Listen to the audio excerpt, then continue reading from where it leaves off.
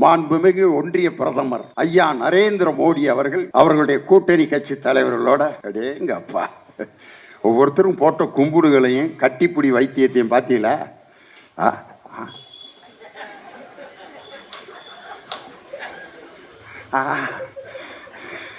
ஐயா அம்மா தினகரன் எடப்பாடி பழனிசாமி இதுக்கு பேசாம பிச்சை எடுத்து பொழைச்சிட்டு போயிடலாமியா. அன்புமணி ராமதாஸ் அதே எடப்பாடி பழனிசாமி என்ன பேசினார் தெரியுமா? அவர் கொஞ்சம் தமிழ் தெரியாத மாதிரி தான் பேசுவார். அன்புமணி ராமதாஸ் ஐயா எடப்பாடி பழனிசாமி எப்படியாப்பட்டவர் தெரியுமா? அவருக்கு அரசியல் ஞான சோனியம் ஒன்னும் தெரியாது. மூணு வேலை பார்ப்பாங்க.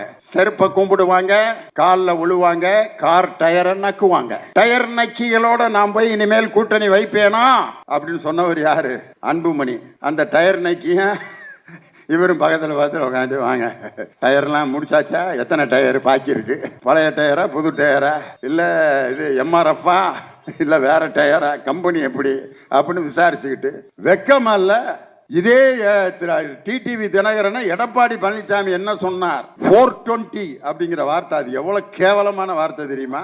ஏமாற்றுபவர்களையே ஏமாற்றுபவனுக்கு பேர் தான் 420. அப்படிப்பட்ட ஒரு ஆள் டிடிவி தினகரன் சொன்னார். அப்புறம் இன்னொன்னு சொன்னார் பாருங்க, துரோகத்துக்கு ஒருத்தருக்கு நோபல் பரிசு கொடுக்கணும்னா அது எடப்பாடி பழனிசாமி தான் கொடுக்கணும். ஐயா நோபல் பரிசு வாங்கி வச்சிருக்காரு, கொடுப்பாரு. ஒன்றிய பிரதமர் நரேந்திர மோடி அண்ட் எடப்பாடி கம்பெனிகளை உங்களுக்கு நான் ஒரு 3 எழுத்து கொடுக்கவா? நீங்க சிஎம்சி, ஆனா நாங்க உங்களுக்கு கொடுத்திருக்கிற எழுத்து FDA. எல்லாரும் என்னடா FDA என்னன்னு?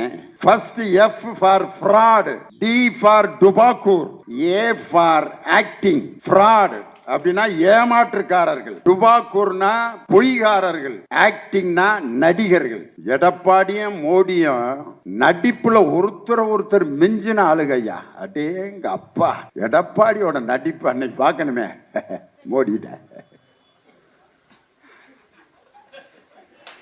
மோடி இப்படி தோல்ல தட்டணும்னு விருந்த இதே சிரிப்பு தான் சசிகலா அம்மா தோல்ல தொட்டினப்ப ஐயா சிரிச்சார், பார்த்திருக்கீங்களா?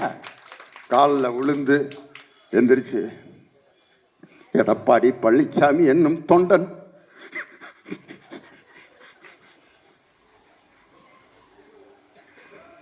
இவர் அவரை ஏமாத்த நடிக்கிறாரு, இவரை ஏமாத்த நடிக்கிறாரு.